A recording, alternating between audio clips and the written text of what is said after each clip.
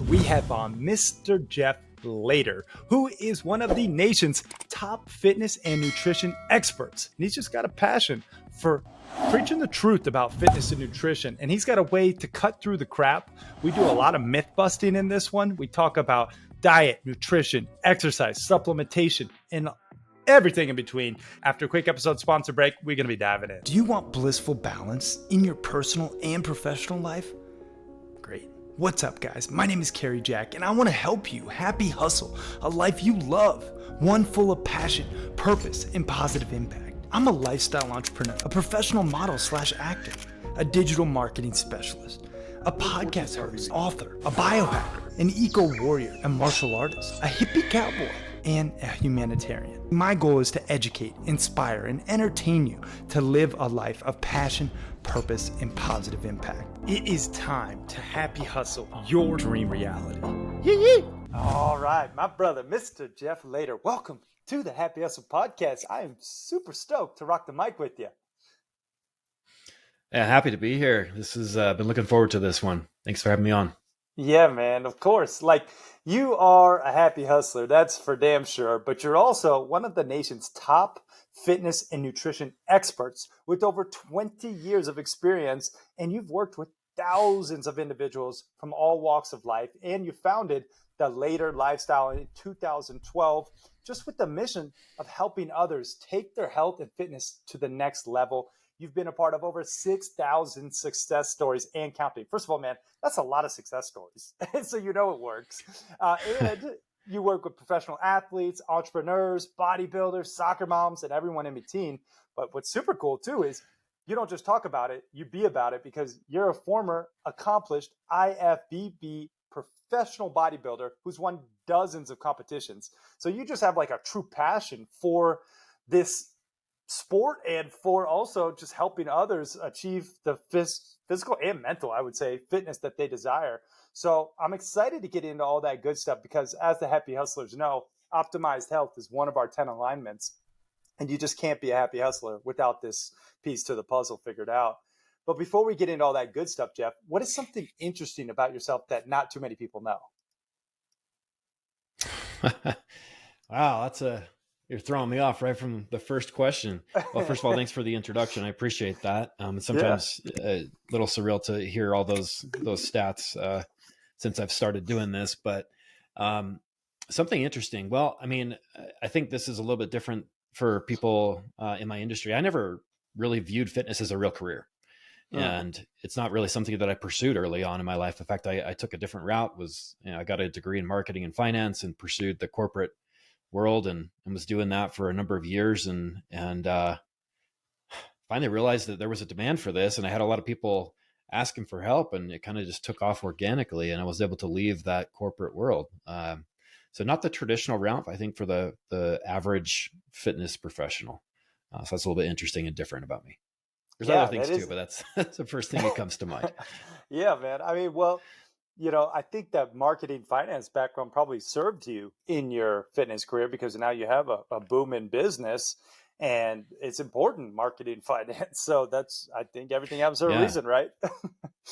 Yeah, it was, I think, having that diverse background and then I have a little bit of a technical background on kind of some IT side as well that has really helped me succeed in areas where I think a lot of other personal trainers and coaches and stuff struggle. And so I think it's given me a little bit of an edge, being a little bit more well-rounded like that. For sure, man. I would 100% agree with that. And speaking of edges, one of the edges that I think I possess is my energy, just being able to manufacture positive chi, this energy. And I know you talk a lot about energy and you talk a lot about how health is actually wealth. And it's a cliche saying, sure, but it's the damn truth. Speak to that one piece. Yes. Let's kick things off with a bang. Why is health just equal wealth? Well, I think it's the foundation. I mean, it is truly the bedrock upon which we build everything. And so if we don't have that in check, then our ability to produce, our ability to manage, our ability to lead, our ability to even just to have that drive is impacted negatively. So without that, we're not showing up to the world at our best. We are impaired. We are showing up as a second-rate version of ourselves. And so I think once you have that that in place, and that is contributing to your life, that's when you go next level in every area of life. Yeah, I would for sure agree. It's like one of those things. Your health is sometimes an afterthought until you lose it, or until you get Yeah. diagnosed with something, or you have an injury. Yep. Then it's the number one priority, and it's one of those Right. things that it's like a wake up call. It's like I even think about when I tore my ACL, okay, like first of all, my soccer career went down the drain because, I couldn't perform. Yeah. And Bad then knees. Yeah. yeah. And then the second thing was like, oh, I can't even walk. It hurts to drive. It's like, this is all things that you don't think about. And then you really have to just reinvent yourself with this injury. And I think people can relate to this in their own unique way. But for you, I'm curious, like, when it comes to prioritizing your health, where do you think people go awry? Like, where is the biggest mistake in the fitness and nutrition world that you see with your clients?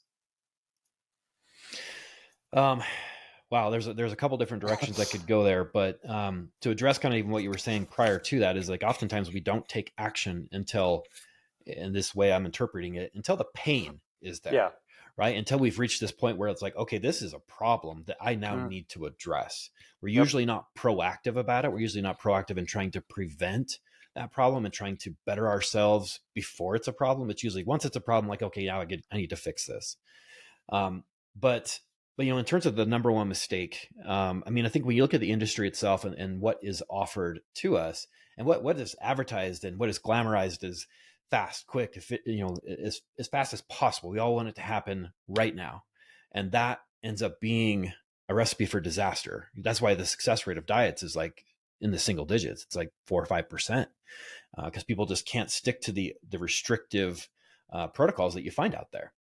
But there's a deeper underlying issue behind even that, and I would say it's just ourselves. We self-sabotage. We get in our own way. We tend to have these limiting beliefs about our abilities to get fit. We have these self-identifying beliefs that limit our ability to succeed, to have success in certain areas because of these beliefs that we have about ourselves that we think are true, but they're actually not. They're limits that we've placed upon ourselves due to certain events that have happened in our lives. So I think that's the number one thing. The number two thing is the fitness industry itself and what it offers and the misinformation that's constantly spewed. So well said. Okay. So you're saying self-limiting beliefs and essentially the myths and lies told in the fitness, industry are really holding people back. And I'd like to kind of go there a little deeper, if we may, specifically with beliefs. Yeah. I know you've worked with thousands of clients, help transform their mindset to release those self-limiting shackles. What is the first step if someone's got a blocking belief that really is holding them back? What's the first step that you take your clients through? Well, everyone's different. Limiting beliefs are different and they're unique to them. And so uncovering that is a process. And I think with some people, they're ready for it right out of the gates and they can go there. Whereas other people are not. And it takes a little while where sometimes they're just like, well, tell me what to eat and tell me what to do. And that's what I'll do. And I don't really want to get into the mindset. And so we eventually do get there because there's always incidents or events that kind of knock us off our, well, as they say, they fall off the wagon or something comes up. And so then that's usually an opportunity for us to start digging and then going back, and sometimes as early as those formative years where there was some sort of belief that we formed about ourselves when we were younger. And so we have certain tools and exercises that we will go through with individuals that we've developed in conjunction with, we've partnered with a guy named Mike Lindstrom. He ran Tony Robbins' performance coaching program for a number of years. Now has been on his own for about 15. And he's partnered with us and has, trained us in all of those techniques that have allowed us to go deeper with people. Because essentially we are all life coach certified. I hate that term, life coaching, but again, digging into that side of things, we call it performance coaching, or just, Yeah. it's just part of the transformation, Yeah. but, but discovering some of those limiting beliefs that were developed typically when we were younger, like that, like whether your mom told you that you're fat and you need to go on a diet at the age of 12, because I've encountered that, other things that, maybe just from a performance standpoint where you never could make your parents happy. I mean, it's often usually within the home, but it can be other experiences. And so it typically takes, and we can do that in one exercise. Sometimes it takes a number of different things and deep conversations, Mm. to figure out what it is that's holding them back. Yeah. Wow. Yeah. I mean, you got to think about like some of those beliefs that were instilled in you as a child. You have to like recategorize those triggers oftentimes and put new, more positive emotions on them and just reframe your story. Like, this is something, even with money Yeah. too, like you could use this for money as well. Like, there's a lot of Uh-huh. self-limiting beliefs around money as well. And people oftentimes, based on how they were brought up, will have a scarcity mindset because of how they were brought up. I was just going to Right. say that. Yeah. Yeah.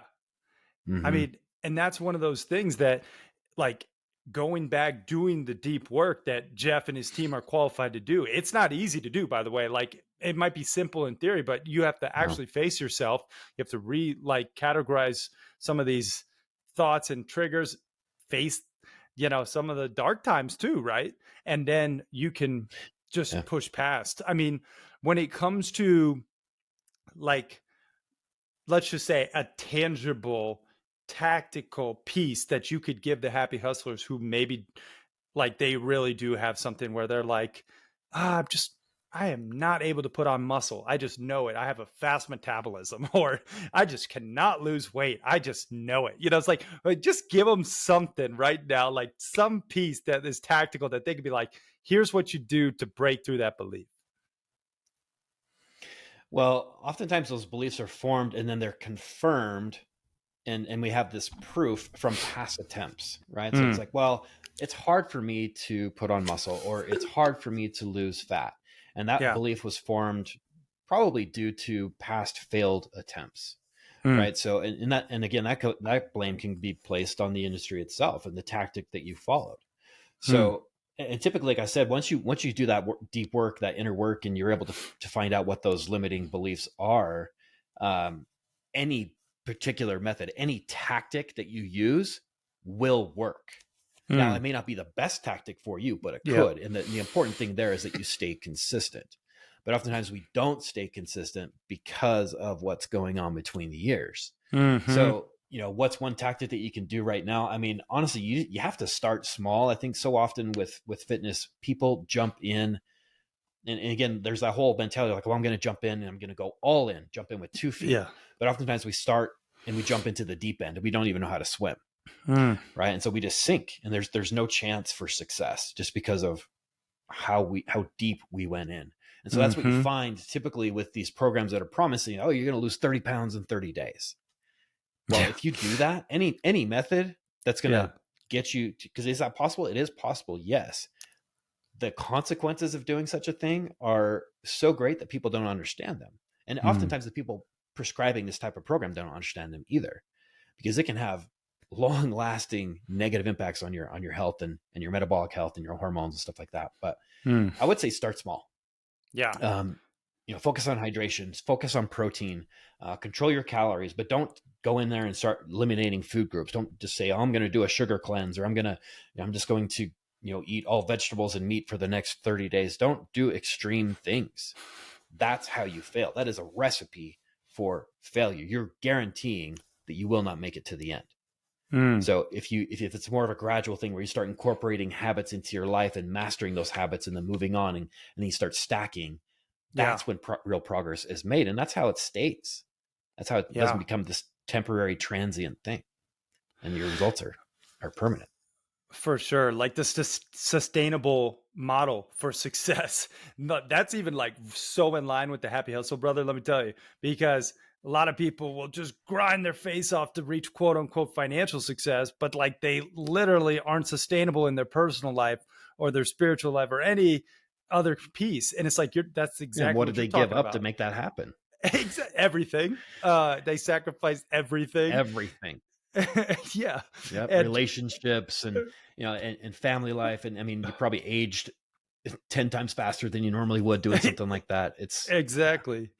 Dude, you're preaching to the choir on this stuff. And, I think one thing I'd like to talk about is some of the greatest myths around the fitness industry, because you've talked about some of them, but I'd like to bust those myths with you right here, right now on the Happy Hustle podcast, and just like absolutely. give us like the key three. What are the key three myths that you hear that you think are not serving people in the fitness industry?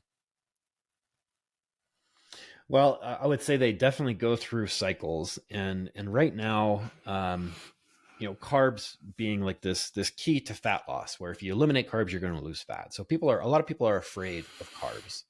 And I even posted this on social media the other day where I said, sugar doesn't make you fat. And this triggered a lot of people because their understanding of sugar is like sugar is some special thing that has fattening characteristics. And if you consume sugar, you're automatically going to get fat. That is not true. It's never been true, and it never will be true, because what happens in order for that to occur, for you to gain fat from consuming sugar or consuming carbs, you need to be in a caloric surplus, meaning you need to be consuming more calories than you're burning on a daily basis. And that's like a law. That is a law that cannot be broken, that people think can be broken, and it's all about insulin. But there is no proof. It's been debunked and debunked and debunked. But it's one that is continually preached out there, that carbs make you fat, insulin is the demon, and if you avoid that, then that's how you're going to become your best version of yourself. And that is not true. It has been disproven so many times. So don't be afraid of carbs. Got it. That's a great one.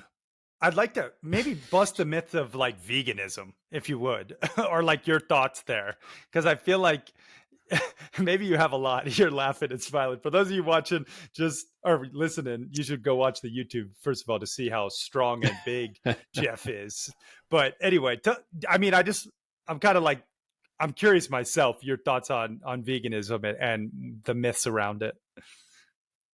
Yeah. Well, a lot of people believe it to be, I remember I had someone commented on a post not too long ago where they're like, well, I have to do the vegan diet for health reasons. And I was like, oh, that's interesting. What right might that be? Because I'm unaware of any. And it's just something that they heard somewhere on some podcast or some article or some post, and it made them think that that's the healthiest way. And there's even stats out there that says, okay, if you follow the vegan or vegetarian style diet, those people in general are healthier. And I would say that's probably true, but it's compared to what? What are you comparing that to? Well, you're taking a group of individuals that are making a conscious decision on how they're eating versus the people who don't give a shit. Yeah. So, of course, they're going to probably be healthier, right? But I should start by saying that I personally, if somebody is a vegan or vegetarian, I won't work with them. I just won't. You've run into way too many problems. You run into nutrition or nutrient deficiencies in so many different cases, and people end up having health problems long term. So is it healthier? In my opinion, no. Can it be done in a healthy way? Yes, it can. But it takes some precision and some expertise in order to pull that off, because a lot of people are protein deficient. There's that, and they end up being deficient in a number of amino acids and minerals and vitamins that are essential to optimal health. Yeah. So, but can it be done? Yes, it can be done. It's usually very difficult, and most people that are vegan or vegetarian, they don't meet all their needs that way. If I make comment also on the Game Changers documentary, which isn't truly a documentary, because a documentary should present both sides, and the decision should be made, should be made by the viewer. Yeah. This was pushing a narrative, right? And I think it's important for people to know that this was produced and directed by James Cameron, who's directed Avatar and Titanic, very famous Hollywood producer, but he also sunk $150 million into a plant-based protein company. So I don't think people know that. Nope. But there's a there's a little bit of a conflict of interest. Yeah, there's a conflict of interest there where he goes in and demonizes it. Plus, a lot of stuff was taken out of context. All the studies that he cited have been cherry picked and suited to fit his narrative. And there's tons of debunking videos out there on YouTube for anybody interested. But Yeah. yeah, I don't Well, agree with that lifestyle. yeah, man. I mean, it's just not natural. Like the soy, No. like Beyond Meat products. Like, don't get me wrong. You know, my wife gave it the old college try. She really did, and I was okay. But like her health tanked. Like she was not well. Yep. And I was like, No. well, look at all the stuff you're eating. You know, it's like it's all like you can't even pronounce it. It ain't real food. It's chemically made. And I'm not, you know, I don't want to Yeah. poo poo on anyone out there who's choosing that path. Like you said, Jeff, or, you know, Jeff said, it can be done in an effective way. Just the problem is most people aren't doing it that way. And then they end up being, you know, deficient in a lot of key needs. And yeah, that's a good myth to just debunk. And I'd like to get one more. What's another good myth that you think a lot of people believe to be true, but really isn't? Oh, well, one that might be a little more fringe. I don't know if it's like a top one, but I know that a lot of people, well, they struggle with the calories in versus calories out deal. And this kind of goes along with the first one where they're like, oh, it's not about calories in versus calories out. That's been debunked. And they really think that it does come down to insulin. But ultimately, like I said before, it is a law. You have to make, in order, if you want to lose mass of any kind, whether it's muscle or fat mass, you need to be in a deficit. If you want to gain mass, whether it's fat or muscle, you need to be in a surplus. Simple as that. Mm-hmm. And that's where people get wrong. And when I was talking about sugar, people think that you don't have to be in a surplus. You could, if you consume sugar, you're going to have insulin resistance. You're going to gain diabetes. You're going to gain weight. Like none of that can happen unless this other thing is true. Unless you are in a caloric surplus, unless you're consuming more calories than you're burning. So that I mean, that's just a law that a lot of people need to understand. And the other thing too, this goes along, like if you are trying to lose weight and you're plateaued and you're like, oh, my body's broken, there's something wrong. All that means, like by definition, you are not in a deficit. That's all that means. Yep. So in order to continue to lose, you need to achieve a deficit. And you could do that by trying to burn more calories through exercise or by consuming less food, or both. Both is typically the better route. Yeah. I mean, got it. Like it's that simple, guys. You know, it's just, I appreciate you breaking it down because I don't think people get it. Like you need to be either in a deficit or a surplus based on your goals, or maintain homeostasis, right? If you're happy where you're at, you know, and it's like, okay, you know, there you go. I think I would feel remiss if I did not get into training protocols with you a little bit, if that's cool. Like you're Diesel, Sure. let's face it. And, you know, for me, I am that guy in the gym, or if I can, I do my best to work out outside or like hike or do, you know, martial arts or a weighted vest and, you know, steel mace, stuff like that. But I do enjoy the gym because I work from home. I have a home office here and it's, you know, it's nice. It's my outing. And my gym thankfully has a hot springs connected to it, a natural hot springs. It's got a smoothie bar. It's got the whole shebang. So it's my outing. But I got to say, and I'm just going to be vulnerable here with my workouts, I just kind of wing it. You know, I'm like, all right, today, Monday, you know, back in high school, I remember for football, we would do Monday, chest and tries. So I'll do Monday, chest and tries. Tuesday, back and buys. All right, Wednesday, shoulders. Thursday, legs. Friday, mix everything. I'll throw in abs in every day. And then, you know, I'll do a full body on work, like, you know, more so like kicking a heavy bag, more so like MMA kind of training on Sundays. But like it hasn't really evolved much, my training protocol, in probably my entire life. So unless I'm like specifically playing a sport or something, when it comes to training and the protocol, and I know everyone's it's gonna look different, but just high level, like what is your recommendation? Let's say someone wants to build muscle and they want to lose fat, right? Two things that I think most people want. What's the protocol for that, Jeff? We can add in a myth buster in here as well with this because let's do it. when it comes to weight training, I mean, weight training actually does burn more calories than cardio does, unless you're like running all day. And there's a lot of reasons for that. But, the protocol that you mentioned, it's kind of like the one body part per day. I would say it's like a lot of people refer to it as like a bro split, or even like a bodybuilding split, where Yeah. you're focusing on just one, like it's arm day on Tuesdays and chest day on Monday, whatever. I would say if there's a universal way to train and some universal laws, I would say don't train more than 3 days in a row when it comes to weight training, as long as if you're really pushing yourself. I mean, you can have that where you're working out every day, but just change it up. Maybe don't weight train hard every day. So I'd go 3 days on, 1 day off, and then maybe 2 days on, 1 day off. So 5 days a week. And that's probably more than most people want to do. But again, if you're doing 3 days a week, I wouldn't do them in a cluster. Maybe separate out to every other day. But I would separate it into a push, pull, and the legs. So for push, you're doing, chest, you're doing shoulders, you're doing some triceps, everything pushing. And on a pull day, you're doing some back movements, some bicep movements, and that's very complex. So there's a lot there. And then on leg days, obviously, it's just all lower body. And that's a good way to split it up. Yeah.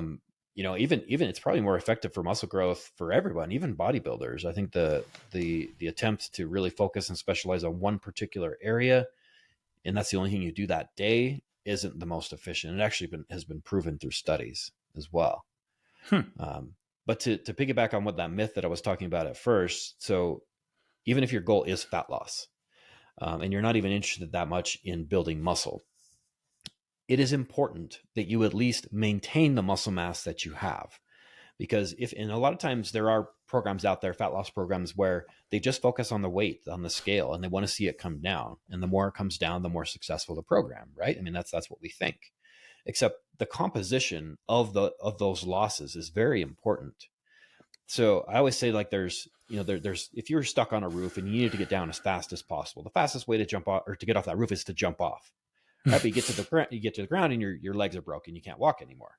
So you probably need to take a ladder down or stairs down.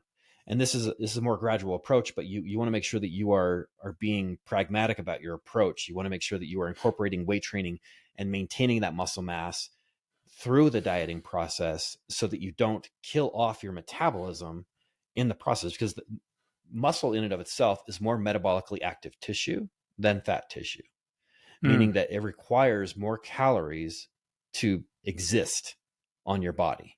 And fat does require calories to exist on your body too. That's why if you don't consume enough, you'll start to lose body fat. But you also need to make sure that you're consuming enough calories to maintain your muscle mass, and you're doing the right activities. But if you lose muscle mass in the process of losing weight, that metabolically active tissue goes down. And all of a sudden, the amount of calories that you burn just being alive every day goes down.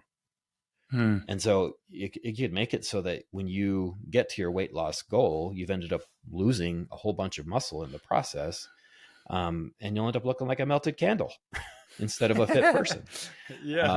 And that's a pretty blunt way of putting it, but it provides a great visual for those that just focus on weight instead of the composition. I love the visual. The happy hustlers out there, they are no melted candles. And I think that is really, it's so, you have a really excellent way of breaking it down, sprinkling in science, debunking myths, and just keeping it real. The thing that I'd like to mention too is you talked about diet, and I just, you can't exercise your way out of a shitty diet. Like, that's just not a thing. Like, if you're shoving crap down the pie hole, you're not going, it doesn't matter how many days you push, pull, and do your legs, like, you're not going to get the results. They always say that cliche, abs are made in the kitchen, right? But, personally, one of my, on my wall here is like, stay ninja under my health goals and always have a six pack. And it's like not an ego thing. It's just, I will not ever allow myself not to, because I made the commitment, and I have never still, and I don't plan on it, even when I get the dad bod kind of thing. Like people say, when you have kids, I was like, watch me, I'm going to hold myself to my standards, but the truth is it's more about what I eat to keep that standard, and I think this is a topic again, you could be paleo, you could do carnivore, you do, all these keto.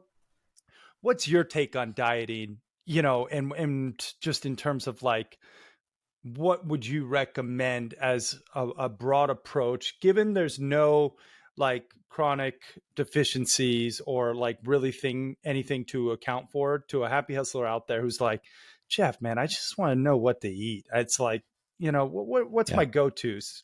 Breakfast, lunch, and dinner. Hit me with it. Yeah. So, as you said, you can't outwork a bad diet. You just can't. You could be putting in all that time in the gym, and if you're not supporting it with the proper nutrition, you're kind of wasting your time, and you're never going to reach that point where like, oh, I work out so that I can eat whatever I want. That's bad math. You're not burning nearly as many calories as you're consuming. It's not going to work. Whoa, whoa, whoa. Apologies for interrupting your programming.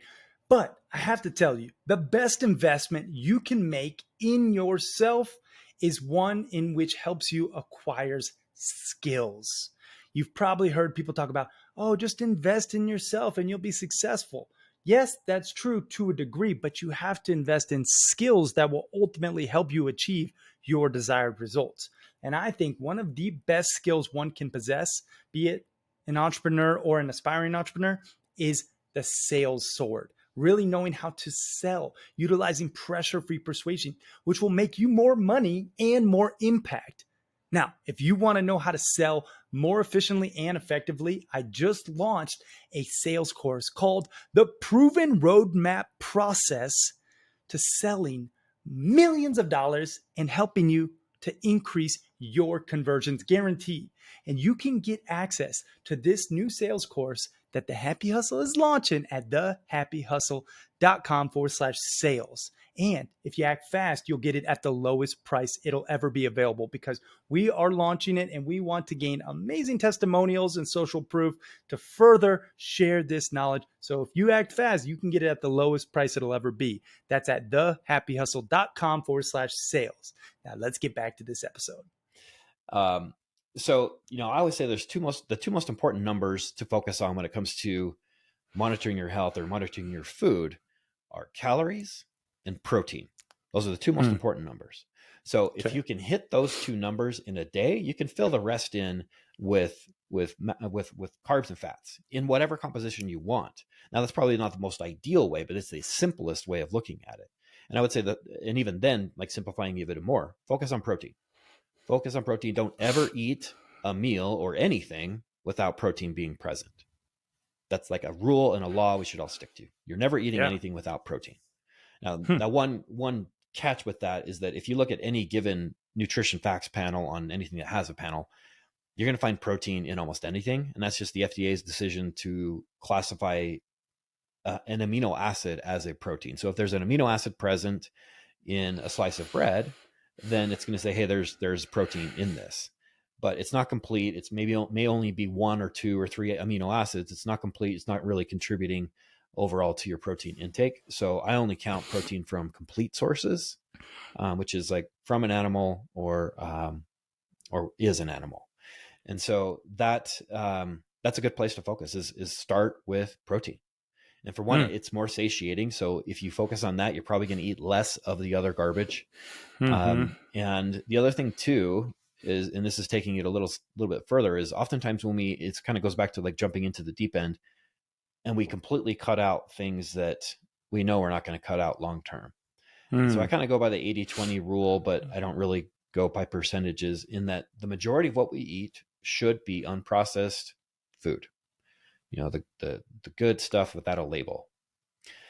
But if you try to go completely that way, especially if you're someone that like eats out a lot and, eats chips or whatever, just like the average American diet, there's going to be events, there's going to be times, and even just, that temptation calling you to eat things that are not unprocessed. And so one thing that we incorporate with the way that I coach is we help them understand food, help them understand macronutrients and calories. And so that they could make their kid's birthday cake fit into their diet that day. And they don't need to completely omit it and be like, oh no, I can't, I'm on a diet. Because that type of behavior and that mentality isn't going to last. And it's the downfall of almost every diet. It doesn't allow for life. Yeah. And so if we allow for life, focusing primarily on eating good quality things, and every once in a while, we can make, our daughter's birthday cake fit, or, a drink with the guys on a Friday night, that is going to be okay.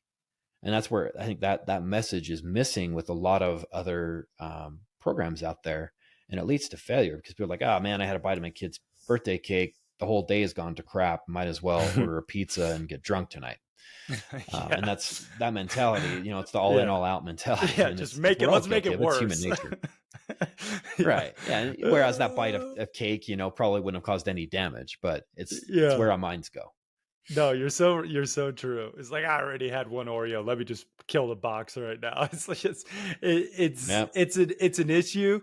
I think to that point, I'd like to hear your thoughts on alcohol, because you mentioned having a drink with the guys. Like, I'm about to go on this long river rafting trip. I'm gonna slam a couple brewskis. That's gonna happen. And I'm just curious, like, what if you are gonna drink? What do you recommend?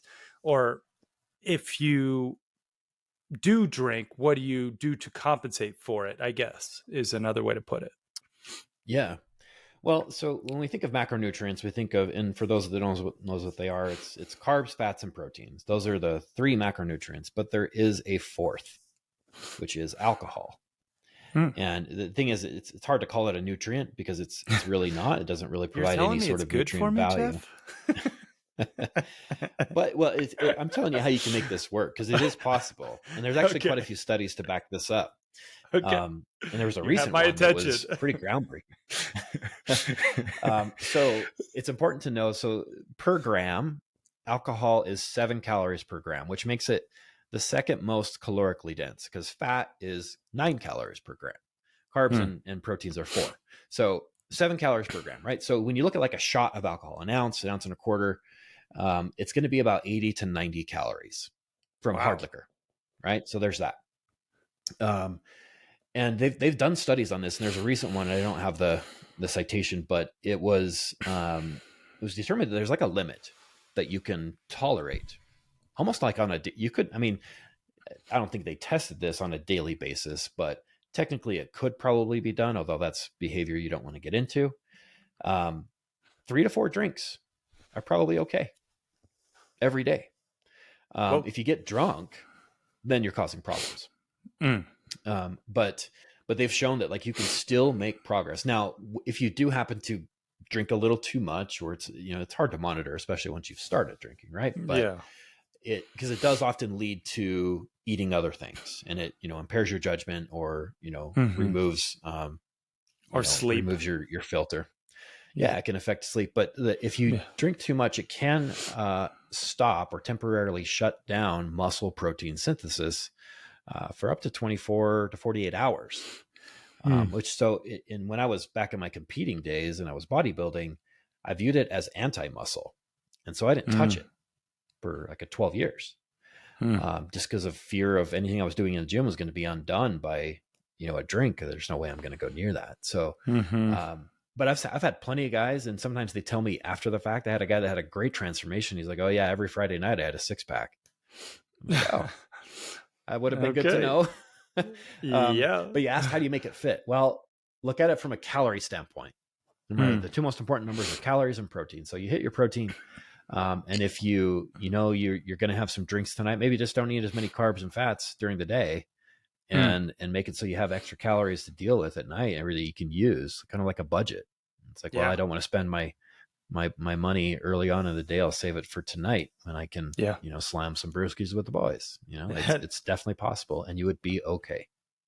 Yeah. And that's the thing. Like, my dad gave me solid advice, I think, when I was younger. He just said, listen, Carrie, like, everything in moderation, and obviously not like, you don't want to do heroin in moderation, but like pretty much everything in moderation. It's like, your work, moderation, like you work out, moderation. Like, too much of anything is going to mess you up. I can count one time when I actually like lost control from alcohol, like where I was like so sloshed and really, that's just not, I never let myself lose control. I always feel like I need to remain in control just because like my whole vigilante side of me, but like this Right. protector in me, but also like I don't Yep. like the feeling, especially the day after, and like how it just hurts performance. So, Yeah. what, and that's what Jeff and I are talking about in moderation, y'all, not like just going out on benders every day. Like you're not going to get what you want in life with Right. that. But I don't think it has to be completely avoided. I know there's a lot of my friends who are entrepreneurs who are very Yeah. much like, I have a buddy who built a whole business. He sells like thousands of dollars worth of no alcohol packages. Like he just helps people get off alcohol, and he's crushing it. Hmm. Shout out to Swanwick, James. But like, the thing is, you have to do what's best for you, but do so in moderation. And, Jeff is just here to drop science on you and really Yeah. tell you, like if you are going to do it, be smart, like drink water, like make sure you're hydrated, because a lot of us are chronically dehydrated. That is a question I'd actually like to go there too, if you don't mind, just in terms of water and intake. Like, I know a lot of people drink the wrong type of water, and they'll drink water with microplastics and BPAs and chemicals and Yeah. sulfites, all sorts of stuff. When it comes to water, what do you recommend? Well, I mean, you definitely want to go with filtered water as much as you possibly can, but I think most people are not. Um, this is actually something that's been argued recently. Sometimes you go to like a nephrologist, like a kidney specialist, and they'll say, "Well, your pee should never be clear. It should always have a yellow tint to it, and if it is clear, then you're drinking too much water." And going back to the thought where you're saying everything in moderation, you could actually die of water poisoning if you Yeah, drink you too can. much of it. Mm-hmm. Which is kind of funny. So it does illustrate that it's all about dose. Yeah. Everything's dose dependent. Um, but yeah, I mean, I think making sure that, like, people ask me about diet sodas and stuff like that every once in a while, like, can you have those? I'm like, the studies do show that it is okay. Like, it doesn't, people will say it triggers an insulin response, which it actually doesn't in humans. But I say just don't let it interfere with your water intake. Make sure that you are staying hydrated. And I'd say at a minimum, you need to be consuming 2 liters a day. So for some people, that's hardly anything. And that's great. They're getting a lot of water. But for other people, that's like a stretch and a half. So they need to focus primarily on water. And I think that alone, like, you're talking about starting from small steps. Hydration is one of those first steps you can take. Start Yeah, replacing your soda with water. Start drinking more water, and you'll make better decisions. And it'll probably curb some appetites too. for sure, man. And for all those people like myself who not sure how many ounces are in 2 liters, just for those people, what's the calculation? 2 liters would be about 64 ounces, I believe. I mean, that's about a half a gallon. Okay, Um, so like I believe my four. math might be off. It's different measurements. Yeah, same. Yeah. So that was wrong with it was just my math. I wasn't sure, but just, but yeah, I just think drink more water most of the time, because a Yeah, lot of people it, are it would be chronically. like 4 of the normal water bottles that, like, you'd see, Okay. Got it. All but right. that's in So plastic. yeah, we want to avoid that as much as possible. I'm curious about supplements. We're kind of just going down the Mhm. gamut here, but I think this stuff is Yeah. really, a lot of times people don't have an expert like you available. So I want to be that beacon, that bridge that we can ask some of the questions that I know people have. When it comes to supplements, my take is less is more, truly. Get it from, whole foods and plants and meats and, you know, um, that's my take. I've seen a lot of Yeah. people, especially when I was in the biohacking game, running that biohacking company for multiple years. I see a lot of people, and they take so many supplements, and it turns into expensive urine, and it's literally a waste. Yeah. What's your take on supplements? Well, I agree. I think a lot of the stuff out there, there's not a lot of evidence to support what is claimed. One of the best sites, if you're ever curious about, like, whether a supplement is doing what it says it does, go to examine.com, and they provide the best research-based information that is going to give it to you straight when it comes Yeah. to supplements. But I think there are nutritional gaps that a lot of us have, and I think for those that don't have their diet in check and aren't eating the right things that they need to eat, that is one way to mitigate some of those deficiencies that likely exist. And so like a good multivitamin, a good fish oil, can go a long way for those people. And even for those that are eating really well. In fact, it's been documented to show that no matter how well you eat, you're probably going to have some deficiencies. Now they might not be that great in some, but you're likely to have at least one or two. I know one thing that most people are deficient in is vitamin D. They're not getting outside very often. That's obviously a vitamin that's synthesized by the body and from sun exposure. It doesn't need to be sun on skin. Actually, you can just be outside, and just having your eyes exposed to sunlight is actually the primary intake form of that vitamin D. But that's one thing that people are deficient in. A good probiotic too, because gut health is like a serious problem. And with bad gut health, you're going to have bad health. Because that ultimately that's where 80% of your immune system lives, is in your gut. It's your first exposure to the outside world, which sounds weird, but you got to think of like your body. There's the opening and through your mouth, and the exit is out your anus, and the stomach's processing that. The intestines are processing that. And if you have poor gut health, you're going to let some of those things escape into your body unregulated, and you're going to have some issues. So a good probiotic, I think, is something that I would recommend for a lot of people as well. Yeah, for sure, man. I mean, we're very aligned in that sense. Did you know Brandy from the mastermind we met at, right? Yes. Yeah. Did you? So she sent me some of her live probiotics, and I've been taking them, and like you could feel the difference. Cool. It's like coconut water, live probiotics. We'll link them up in the show notes, because it was like, yeah, they're like, I can feel them working. It's kind of cool. But to that end, awesome. Go to examine.com for all the other stuff that doesn't work, because there's a lot of people who are pitching snake oil. They just white label a product. A lot of the supplements are made from like the same 4 distributors. I know a buddy who works at UST, and it's like, they're just selling the same stuff in different labels and different packages, and none of it's really got the efficacy of what you're looking for. And it's sad, but the consumer gets duped oftentimes. So don't be that person. Go to examine.com. Yeah. Another thing too, there's some emerging, new to the supplement industry, into this nutraceutical industry. And that's the nano technology that is coming out, that used to be exclusive to pharmaceutical companies. Because when you look at oral supplementation, at best, we're absorbing 50% of what's listed on the label. Most of the times it's around 10%.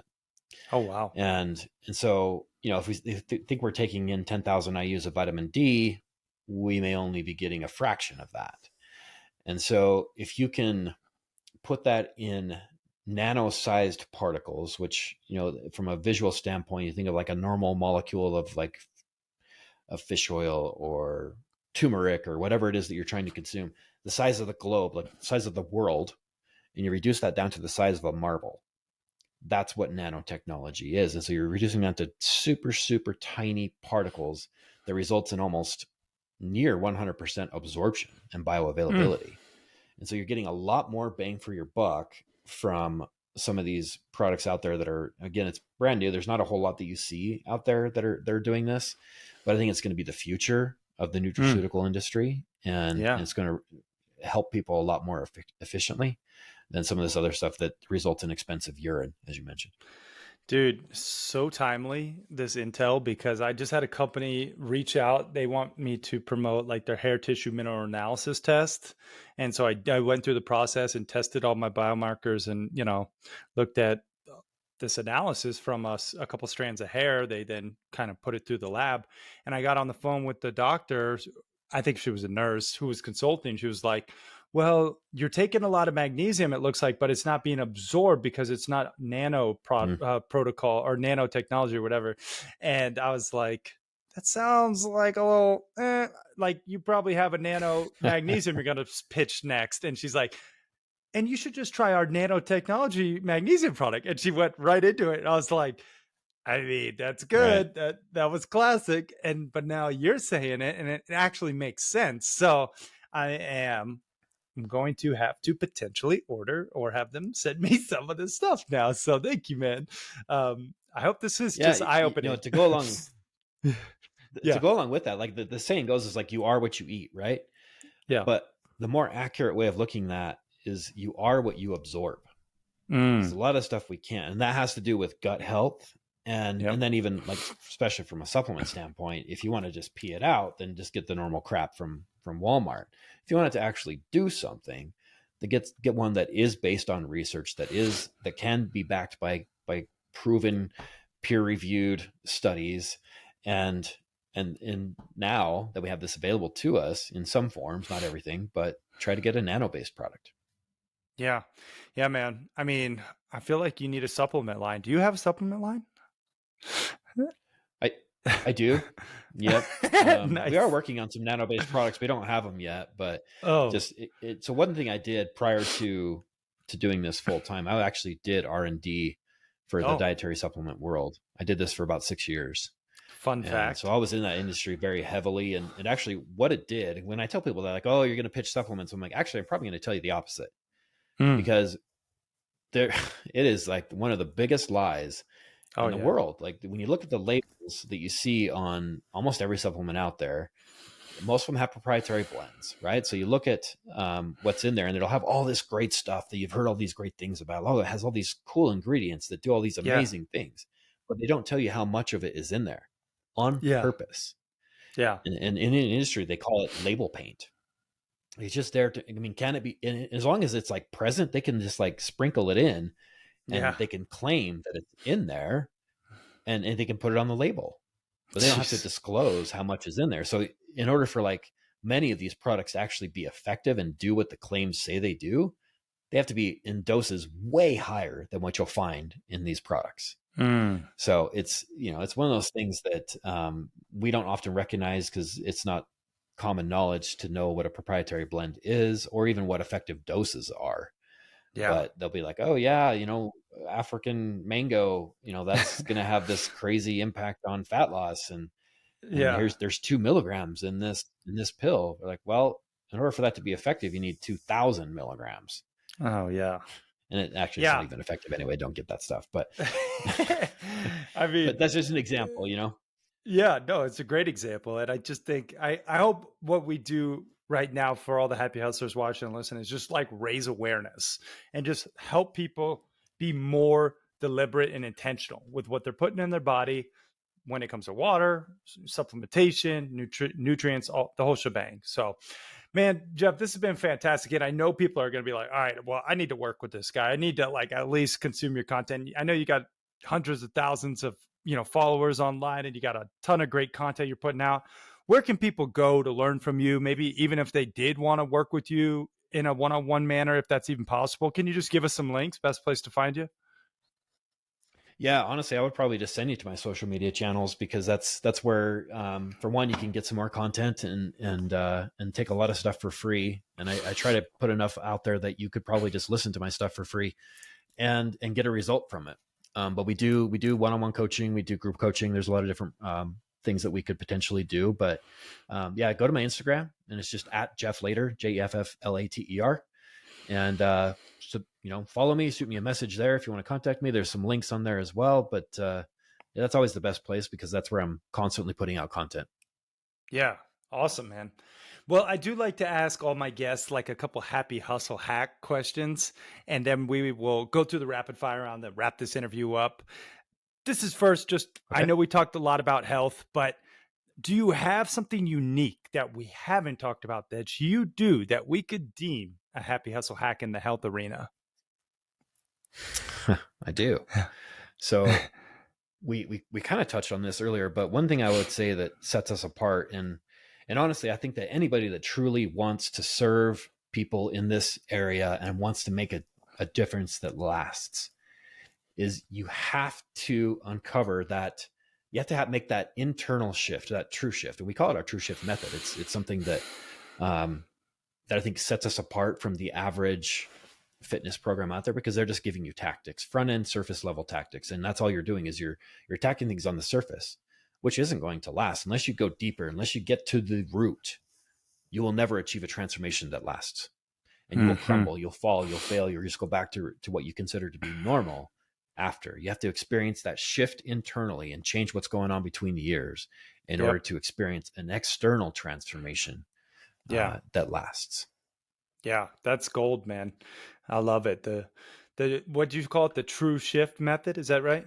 The true shift method. Yep. Nice. Mhm. Awesome, man. Let's talk about money. I think money is really important as a happy hustle hack. I like to, you know, extract wisdom from my guests and share it with the happy hustlers. And money is a part of it. Let's be honest. I know you've made millions of dollars. I know you probably lost a bunch of dollars, So Of let's course. hear like maybe a tip, a tool, a tactic, something that you do in terms of saving or investing or spending that or even making money, something that you do in the money game that you can share as a happy hustle hack. Profit first. I definitely follow a profit first accounting model in our business, and it just allows for it makes it so the business serves me, and well, for anybody that owns a business, it serves you rather than you serving the business, because oftentimes, especially as owners and founders and business owners, it often doesn't go that way. But I think this Yeah. is one of those safeguards you can put in place to make sure that you are taken care of, and that you started this business to make an impact on the world, and to maybe get your own freedom, get some time back, but you have to make sure financially that you are taking care of yourself well. And I think I love the profit first model. We've been doing that for about 10 years now. Mm. That's great, man. Yeah, Profit First for sure. Look that book up too if you guys don't know what he's talking about, because it's a good read. Let's talk about spirituality. I believe in a higher power. I think it's important to have faith. I don't really care what religion or another. I just think it's got to be a part of the equation. Do you have a way that you connect with the higher power? Something that we could deem a happy hustle hack for spirituality? Um, well, this could go long, so I'll try to keep it short. I actually grew up Mormon. I mean, I'm in Utah. I think anybody that grew up here probably was exposed to that at some point. So I grew up that way, and actually even served a mission where I Mm. went to Venezuela and lived there for 2 years, Wow. preaching the gospel. And then I ended up leaving the church. Mm. Just from a religion standpoint, I didn't agree with a lot of the things behind it, and it's led me down a different path where I've tried to find my own spirituality, kind of outside of religion, if that Mm. makes sense, and get closer to God and find that. And that's something actually.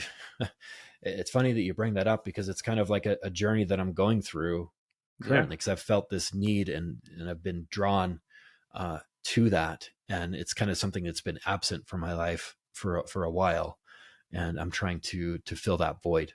And again, like I said, I feel drawn to it. So I don't have a hack there that I can share, unfortunately, because it's something that I'm still currently working towards. Yeah. Well, hey, I appreciate the vulnerability, man. And, I think just the one thing I say that's really helped my journey is just make space for it. Like just chill in the still Yeah, and listen. Like pray to God and listen, yeah. or pray to a higher power and just listen. And that's beneficial for me. Man, this has been awesome. I want to put you through the rapid fire round. This is where I just ask you random things and you answer honestly. First thing that comes to mind. Are you ready, Jeff? I'm ready. Let's do it. All right. Favorite food? Go. Donuts. Did not expect you to say that. Favorite movie? Top Gun Maverick. Ooh. Favorite book? Um, Atomic Habits. Ooh. Favorite workout? Well, I'd say probably chest day. Nice. I'll What's your classify it spirit animal? that way. I'll go by my sleep chronotype, which is a dolphin. Nice. Best business advice? Oh, just start. Make the sound of your happy hustle rebel yell.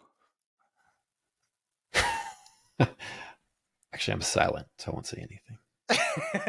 That's a first. That's a first. All right. 3 things you're most grateful for.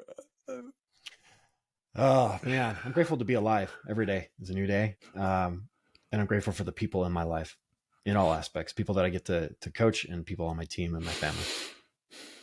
Awesome, man. And if you had a billboard for the world to see with your last piece of content on it, what's that billboard read? Never give up. Boom. Crush that rapid fire round, Jeff.